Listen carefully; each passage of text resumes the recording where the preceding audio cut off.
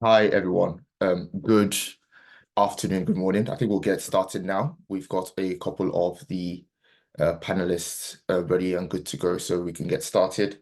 Um, yes, thank you. Thank you so much for joining. My name is Olugbeminiyi, or Bemi, as most people call me, and I'm the founder and managing director of Talking Drum Communications. So today is the very first session of a new series we're starting called Talking Drum Talks.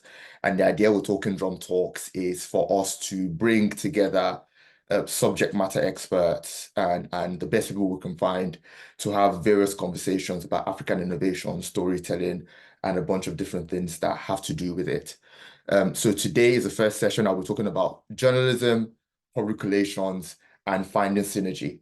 Because as most of you know, I'm guessing many people in the room are either journalists or public relations professionals.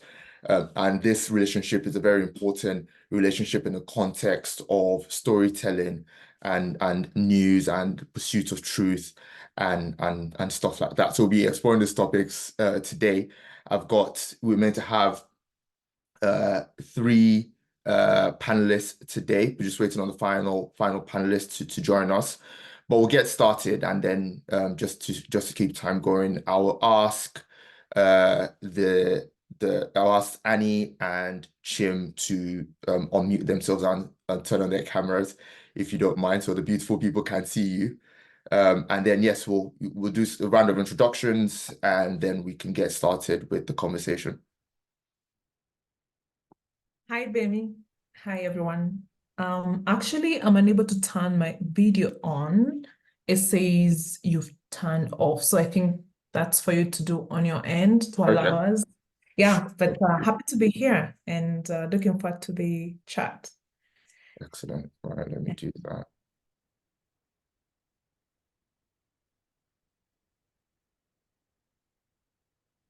And Chim, if you want to.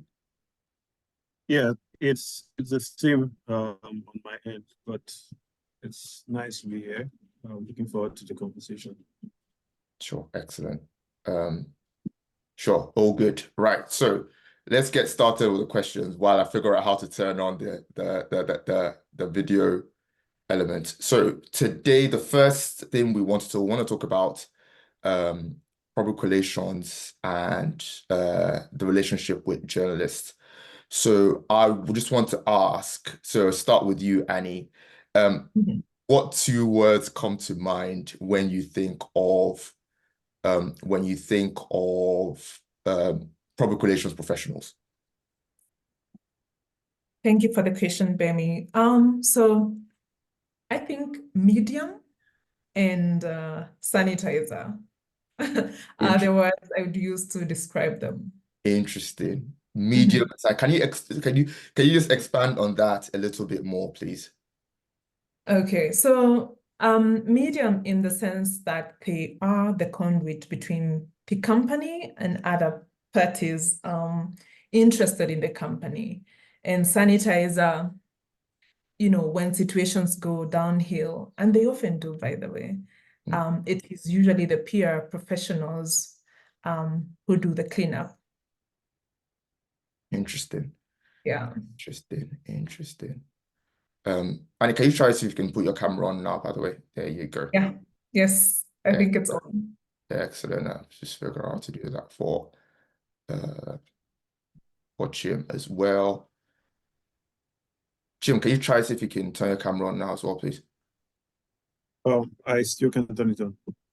Oh, interesting. So I'll put the same question to you, probably the same magic will work as I speak to you. But can you please just tell us quickly, when you think of PR professionals, what word comes to mind? Okay, so I think the first would be storytellers, and then second would be persistent. And I think I can switch persistent to come first, and then storytellers. Persistent and storytellers. Interesting. Yeah, exactly. So persistent and storytellers. Interesting. So why would I use those words? So almost every PR professional I have met would hound you until they have a story about their client.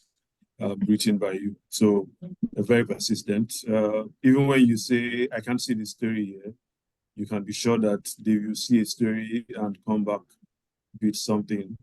Then storytellers, I mean, it just makes sense because the job of a PR professional is basically to shape a positive image of the business. So you would often have them doing a lot of storytelling and just trying to weave narratives around the company in a way that suits a certain goal. So yeah. Excellent. I Okay, think I think I can turn on my camera now. Yes. the same trick worked both times, eh? So maybe that's the trick. I'll just ask you a question and figure out what to do as we go along. I think we're just waiting for we are just waiting for our final panelists, but we'll carry on with the conversation, and when they're able to join us, we can sort of loop them in. We'll probably need to ask them the same questions as well, and kind of go from there. For context, actually, one thing I probably should have done at the beginning, I know we had the flyer out, and we had a little bit of information about you guys.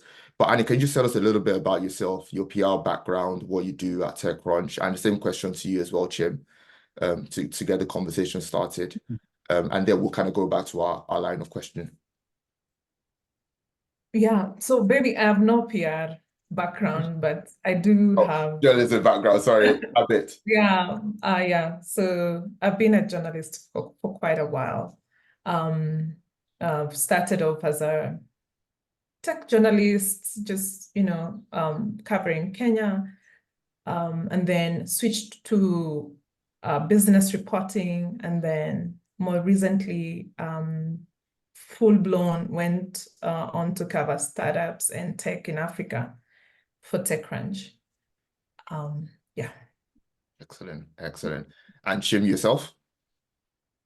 Okay, so I mean, it's pretty much the same thing. Probably this should be my third, I think it should be my third year. As a journalist, should be 3 years in a few months. Yeah, this is my third year as a tech journalist. And maybe before that, it was a bunch of content writing jobs where that's the journey up to this point. Interesting. All good. So yes, so going back to our line of questioning. So one of the questions I wanted to ask was one of the things Annie mentioned when I asked what word we use to describe PR people, and you mentioned the word sanitizer. One of the things that often, to call it a conflict point that often emerges in the relationship between public relations people and journalists is how to navigate the topic of truth. Like, you guys are in your job, you guys are trying to uncover what's going on. And for us, we work for organizations, either in-house or as agencies, trying to help them manage their public perception and stuff like that. So how do you navigate that dance between truth, journalistic curiosity, and in some ways the right for businesses to have a degree of privacy? How do you navigate that, like how these issues overlap? Annie, I'll start with you because of the answer you gave, and then we'll go from there. Yeah, so I think businesses have a right to privacy, but that changes when their operations affects the people they serve, for instance, or their employees, or even their own existence. And I think in pursuit of information or stories, whether deemed good or bad, journalists are guided by rules governing their ethical conduct and the limitations to which they can go to get and disseminate a story. So, of course, fairness is heavily considered, and as journalists, we are, for example, required to give all parties a right of reply, and allowing everyone a chance to present their side of the story. So, let's say ethics guide us when we're trying to navigate all of this. Interesting. Chim, do you have anything to add on that question in terms of how to navigate that overlap?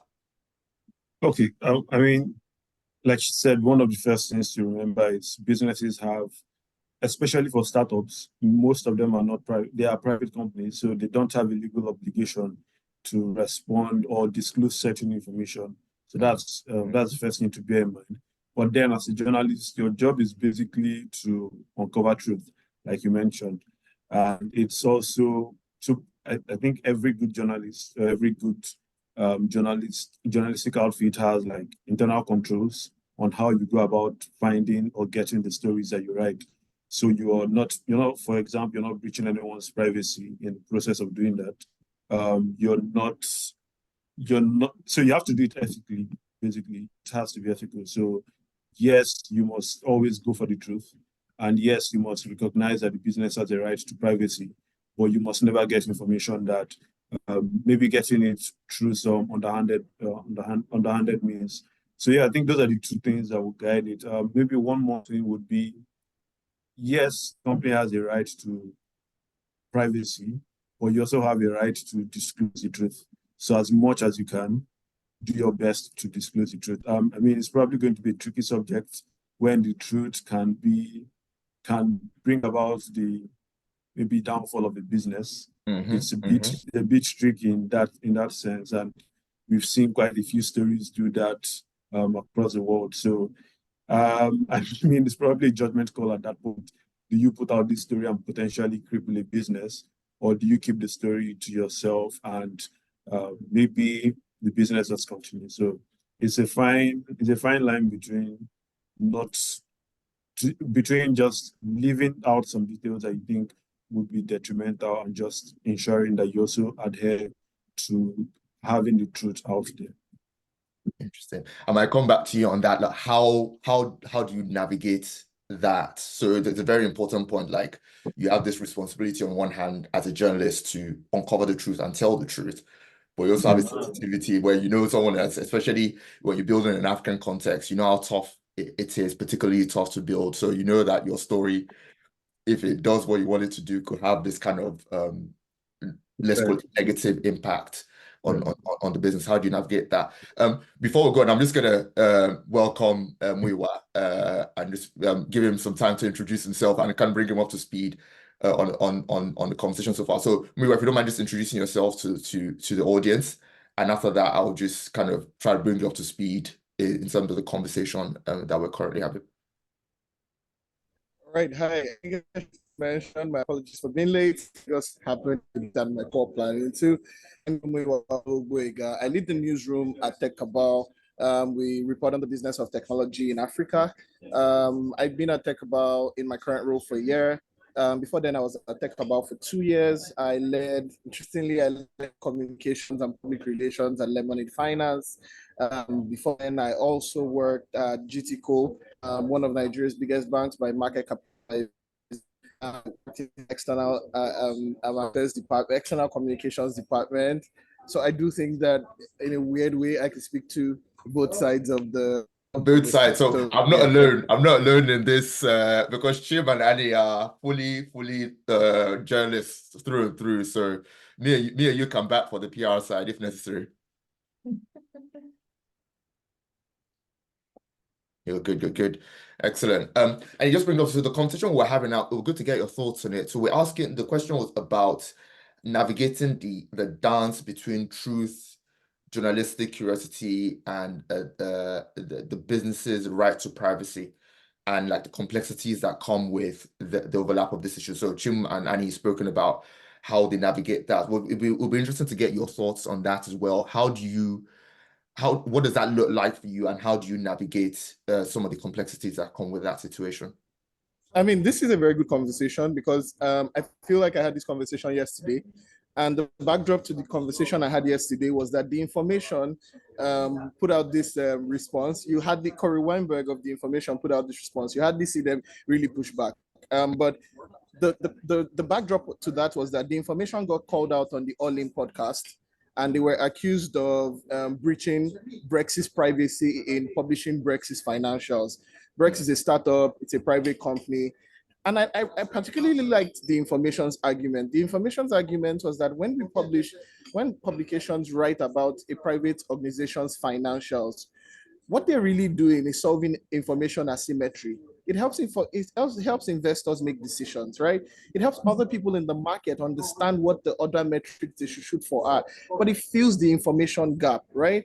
And there's something else that was very interesting to me, and it's that in Africa, usually when we talk about the tech ecosystem in Africa, we sort of assume this fragility, right? As though one bad story will kill the ecosystem. So what you're likely to see is that when you're working on a particularly critical story, you find a lot of pushback. Last year, we did a story last year where we got a lot of calls from people to say, oh, you shouldn't publish this. If you publish this, you're going to be responsible for the death of the ecosystem. We did publish it, and we're all here talking about the same ecosystem. So I think we can safely assume that the ecosystem has not died.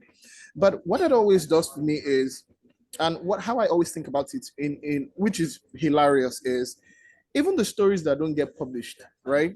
You find that investors are talking about some of these stories in private WhatsApp groups. You find that journalists are talking about them. You find that people in the know are talking about them, right? So I don't think that it is one publication finally writing what everybody knows that's spelled the death of it. That was the journalist. Oh, we're losing you a bit. The line's breaking up a bit. What just as I was getting very interesting, your line's starting to break up a bit more. Are you still there? All right, can you hear me now? Yes, a bit. It's back now. It's back now. All right. So I would say on the journalist side, there's duty of care, and there's just fairness. There's just plain old fairness, which is that the heavier the story or the more gravity a story has, the more you have to take the responsibility to ensure that the other party responds and puts it into context, right? And this is especially important on a continent where where people hardly ever respond to emails on time, and where if you simply send an email and you say, well, I give you the right of response, and you publish, even you would know in your heart of hearts that you were not exactly fair to the person. So sometimes what we often need to do is chase down people who have numbers, chase down people who have personal relationships, and say, look, we are not going to publish this story until you say something, right? It's going to be a lot more damaging if you don't provide some nuance here, right? So I think that's one piece, that's one way to think about it. But one thing to also realize is, I mean, I have a master's degree in marketing communications, right? And I think that startups as a whole would benefit from not treating every single thing as an opportunity for public relations. It sounds strange, right? Well, there's this control of narrative that even seemingly innocuous things or things that you can let go or things that you can ignore become like you start to force an opportunity for PR into every single thing, right? I'll give this last example before I stop speaking, which is that when I was at GT, interestingly enough or coincidentally enough, when I was at GTCO, Techcabal published an article about GTCO, right? Talking about GTCO hadn't held on to his best hands, lost a lot of engineers, and it was like really poor service on this app and the working experience, right? And I remember we had a meeting at the office. And when we had a meeting at the office and we determined what should we do we need a response? And someone on the team said, this is one of those things where you don't benefit anything from responding, right? This is one of those things where you benefit from just, if there are lapses, let's communicate quicker when there's problems with the app. Let's communicate quicker when there's problems with the banking service. Let's be more open, right? But this is not one of those situations where you try to spin something positive out of it. It has happened. Let's get that. Draw a line under it and move on, kind of thing. Yeah, I get. And thanks so much for that input. And also, like I said, we have a list of questions we want to run through with Annie, Muyiwa, and Chim. But if anyone in the audience has any questions or anything they want to add in the chat, please drop your questions, and at the end of the conversation, I will take them and kind of direct them. If you want to direct the question at anyone in particular, please feel free to do that. Otherwise, I'll take the liberty of directing to the person I think will be the best place to answer the question. So going on to the next question. So one of the things that's been mentioned, I think, and also from my experience working with you guys and working with other journalists, is the importance of trust, right? Because quite often, again, you guys are trying to cover the truth. we have like a responsibility of managing how information is distributed, and by we, I mean like public relations people. So there's a really big element of trust in that relationship where I think without trust, it can be quite tricky for this relationship to work properly. Because how do you pass on information? Anyway, I'll go to the question. So the question is, what do PR professionals need to do to maintain the necessary trust to ensure that the relationship between journalists and PRs is mutually beneficial? So again, I'll start with Chim on that, and then we'll work our way back. Chim, then to Muyiwa, and then to Annie. So Chim, if you don't mind taking that question first. All right. Okay, so I think the first would be treat it like a relationship. So a lot of the time you get PR professionals who pitch you so many stories when they need to get a certain narrative out.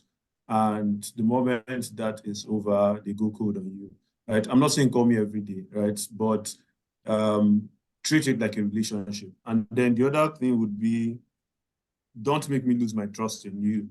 Sometimes the only way I can get to a business is through the PR professional. If I ask you a question about something, I would rather you tell me the truth and tell me you're speaking off the record than lie to my face. And then when I finally find the truth, you now try to guilt trip me. And the funny thing is, sometimes we know the truth, we just want to hear it from your mouth. So don't lie to my face and try to guilt trip me. The other thing would be understand what journalists want. So for example, I cover fintech and investments primarily. If you're pitching me a story about let's say crypto, I'm probably not going to be very interested. I may pass you on to my colleague who does that, but most of the time I'm not going to be very receptive to that story. So just know what I want, or know what the journalist wants, and then try to provide that. So yeah, just treating it like a relationship and not doing anything would harm a relationship. So yeah, I think that would be my 2 cents on that. Interesting. I like that. Muyiwa, any thoughts on that question about what PRs can do to maintain trust? I would say that, like, build a bit on what you said, which is, I think it's just a functional relationship, right? I don't think that people are trying to be friends necessarily. It's just, I would say that many times when there's something negative, for instance, there is almost always an attempt to suppress instead of just providing clarity, right? You'd be surprised at things that are not as damaging when you add your own nuance to it. When you add like a real explanation of this is what this thing means. There's ways to mitigate something, right? The journalist is duty bound to report your own side of the story, right? And not to report your own side of the story by burying it at the bottom. Has to say upfront that this is what this person has said, right? So I think that's useful, but sometimes we tend to think about it solely in terms of like bad stories. So let's look at it more on the positive side as well, right? And I'll give an example of what a particular fintech company did last year to just give an idea of how these relationships can be positive and they can be beneficial to both parties and can build trust. So they sent us an email, very interesting email about, they were working on a direct debit feature, right? At that point, while people in the industry were working on that feature, nobody else had shipped it, right? So they were like, look, this is an exclusive story. This is this feature. And I think the reporter who got it was like, And you know what they did? They were like, you know what? We're going to get on the phone with you. And we're going to also get our engineer, the lead engineer who works on this thing, on the phone, right? And we're going to the game changer this is, right? So that you properly understand this story. Of course, the story was published, it did well. The journalists learned a lot from that situation, but it built trust, right? And here's what I always say. If you're a journalist reporting on African startups, you know that anybody can find your number. This, especially if you publish something critical. I don't care where you hide your number, somebody will find your number and will call you and will be pissed off that you published that thing. So let's use the same energy to call when we have something positive to push, right? you find that people tell you, oh, I sent you an email and you didn't reply, right? But if I publish something critical, you're not just going to send me an email and move on with your day. You will find my number. So if you have true conviction in the story you're pushing, I think there's value in going an extra mile. Find my number, call me, tell me why you think this story matters, sell it to me, right? And that way, when you build trust in moments of positivity, you almost always ensure that you get a heads up when negative stuff is going to happen, and that's life. So I would say that in quote, in peacetime, let's like use the same vim in peacetime that we use in quote wartime. Interesting. I like that. Let's see the same vim in peacetime as in war times. And Annie, anything to add on that conversation about building and maintaining trust? Yeah, I think they've touched on the main points, but I emphasize on why we exist, which is our importance is based on we are designed to serve the public good. So when I reach out to you as a PR person, don't take it the wrong way if maybe I'm trying to establish some uncomfortable truths, or at least get some context on situations that may be going on and maybe you're aware of about a certain company. Because in good times you come and we are able to like write stories that maybe paint the organization in good light. So I think it's also important for them to be available when the clients are in trouble, or when the organizations are not getting good press.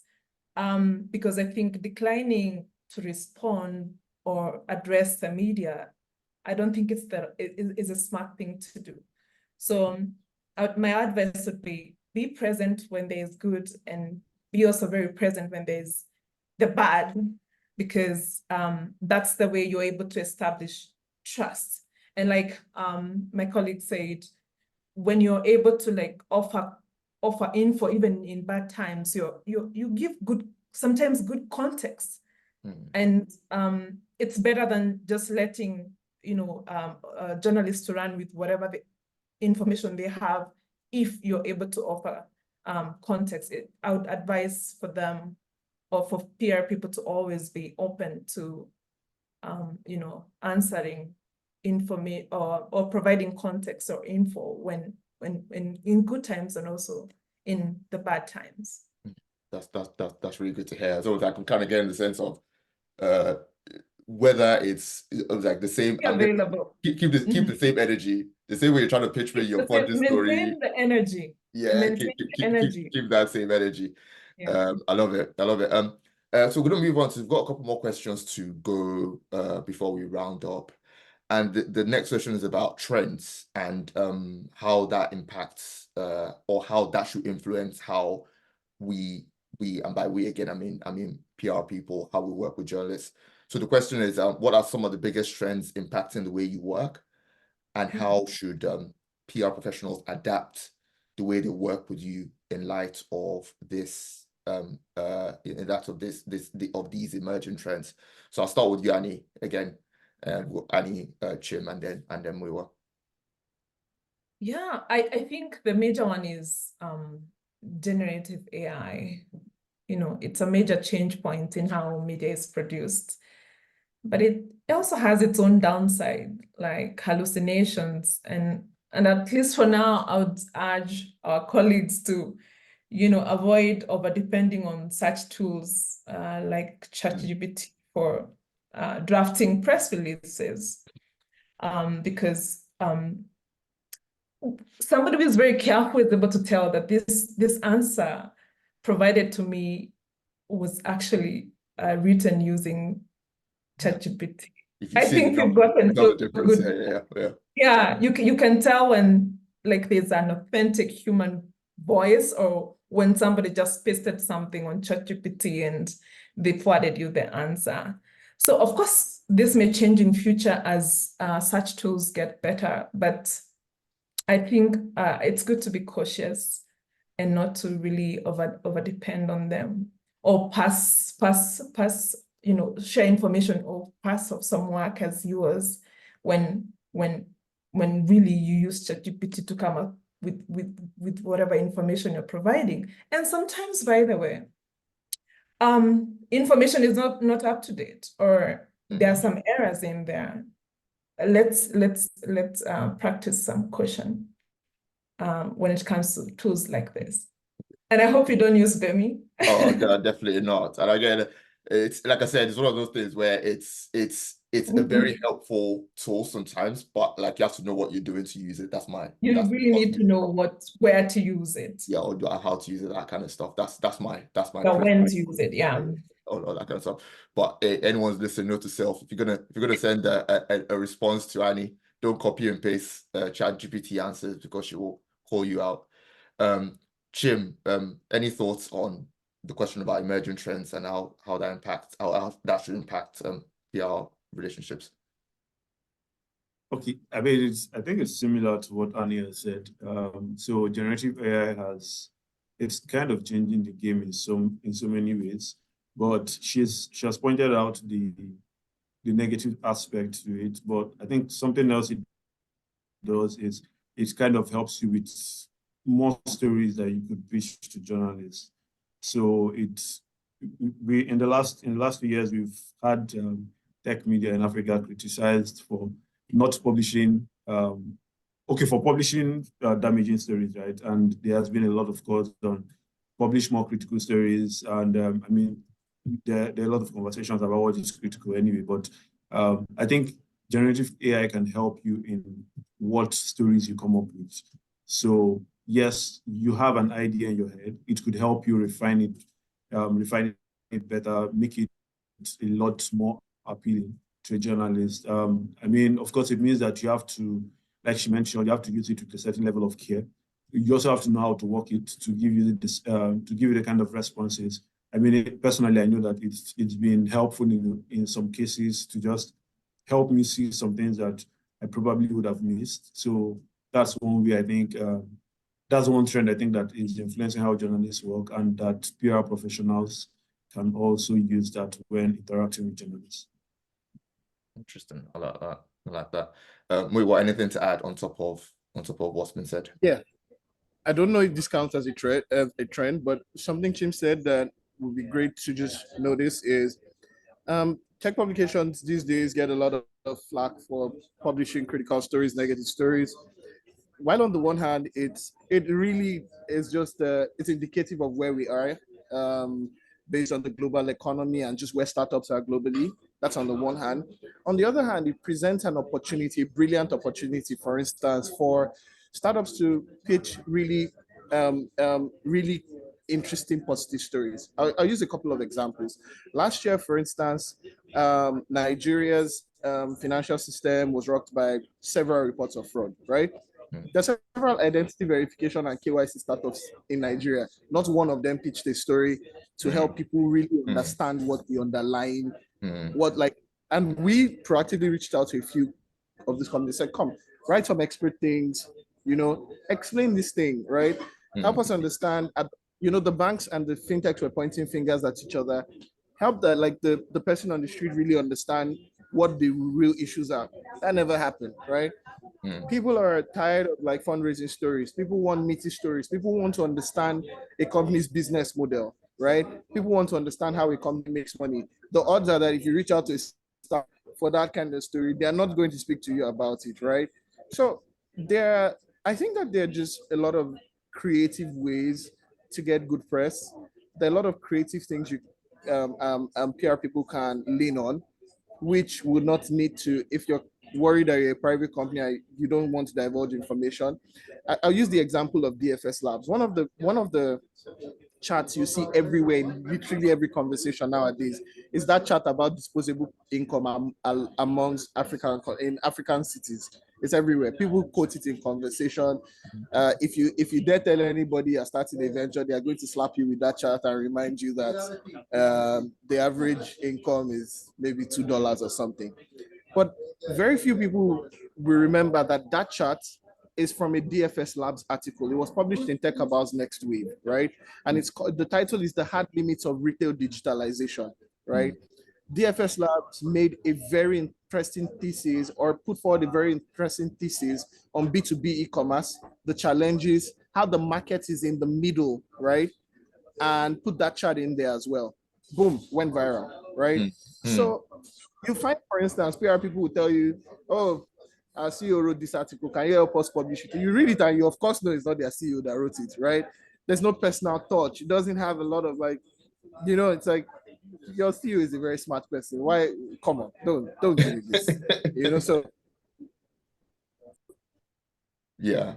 I get that. Yeah, I think that makes perfect sense. I think that's one of the things we always tell our clients as well, talking from trying to kind of, okay, we know your funding story is going to be a big story. We know what kind of stuff is going to happen, but there are other things happening around your business that I think will serve you well in terms of attracting the necessary publicity to the work you're doing. Like, again, I tweeted not long ago about data. I'm again, side story, I'm convinced African companies are sitting on data in terms of how the business operates that could transform industries by just putting some of those insights out there. But again, that's a personal opinion. I'm not here to give my own personal opinion on this conversation. But yeah, I'll move on to the final question. Again, if anyone has any questions, please provide them in the Q&A section, or raise up your hand and I can allow you to speak if necessary. But yeah, we'll go to the last question. And then this question is about the state of the relationship between journalists and PRs. So we know we've kind of alluded to some of the sort of the realities of that relationship at the beginning. Annie and Shim provided some insights on which words they were used to describe PR professionals.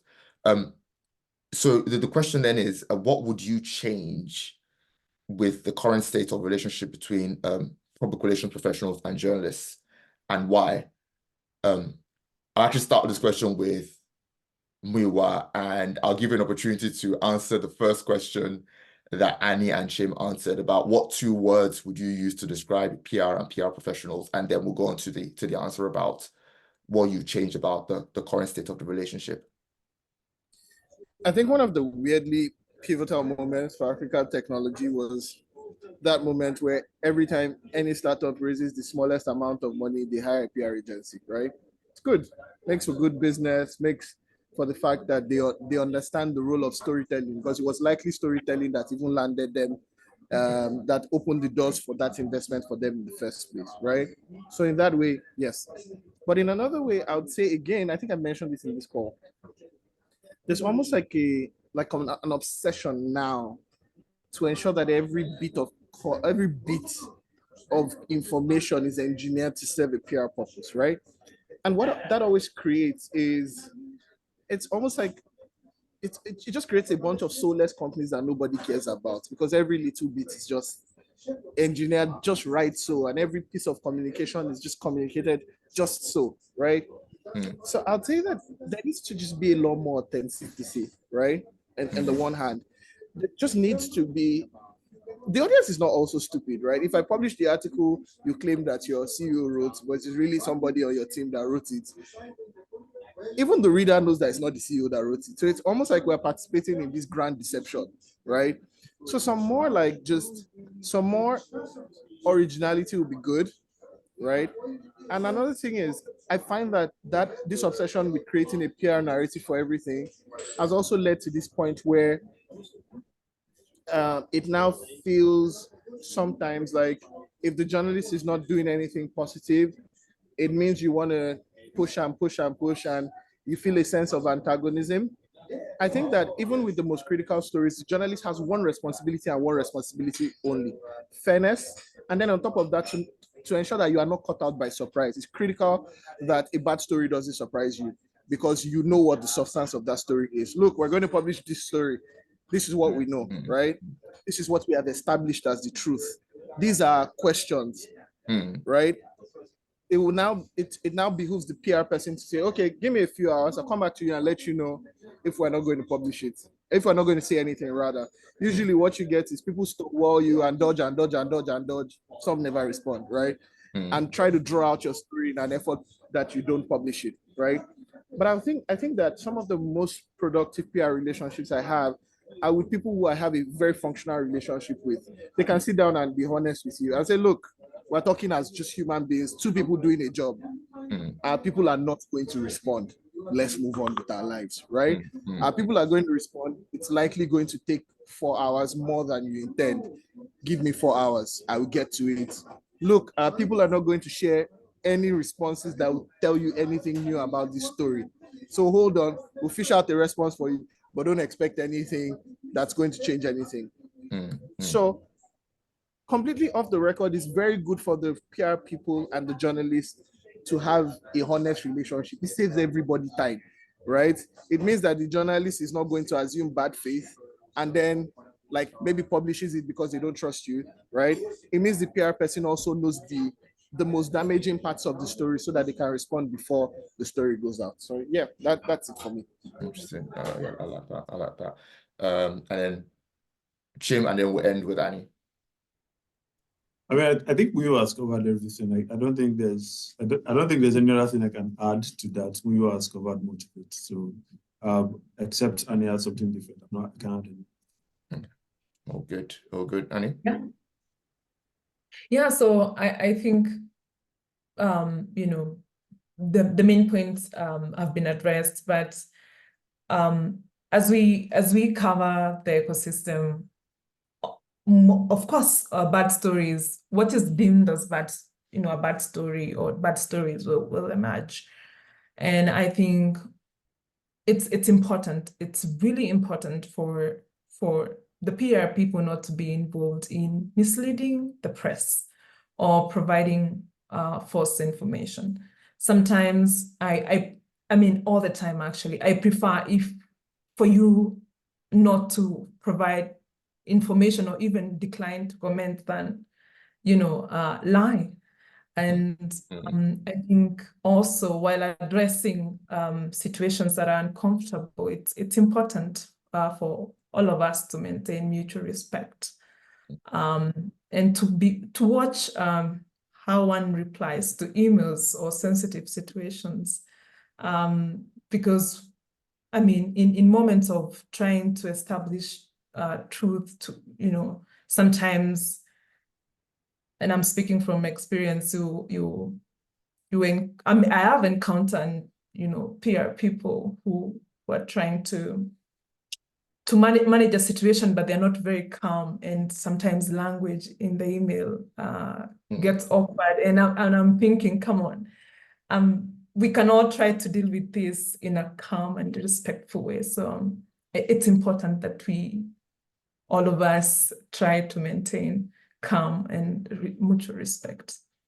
Interesting. Didn't come on mutual respect. Yeah, I completely, so I appreciate that, and I see how that can happen because especially in crisis situations or high tension situations where emotions are very high, obviously not excusing any kind of bad behavior, that's totally unacceptable, but it's one of those things that is just important for us, I guess, as PR people to bear in mind as we sort of navigate this relationship. Cool. We almost out of time, but before we go, just want to invite anyone, if anyone has any kind of final thoughts they want to share before we sort of wrap up the conversation. Thank you so much, by the way. Before we start wrapping up, this has been a fantastic conversation. I wish we had a little bit more time, but I'm sure everyone has their day job to carry on with. So thank you, first of all, for volunteering some of your time for this conversation. But before we go, I wonder if anyone has, throw the floor open, Annie, Chim, Nwokoma, if you guys have any thoughts that you want to share before we wrap up, and then we can all go from there.